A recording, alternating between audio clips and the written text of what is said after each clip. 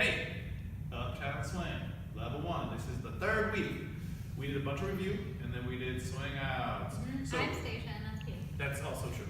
So, leaders practice was left hand touch. Round, step, trip, step, step, step, trip, step. Just helps you kind of get you moving in a rhythm, doing your 8 count forward, kind of in the shape of swing on something close.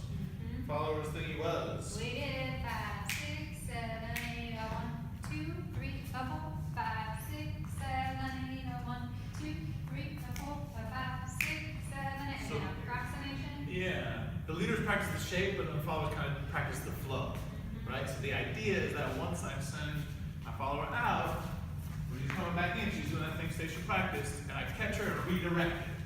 Yeah, so if I didn't catch her, she would keep going. Well, probably that's weird, but you get the idea anyways. The followers are practicing the momentum, leaders are practicing the shape. We put them together, we have a slightly new swing on.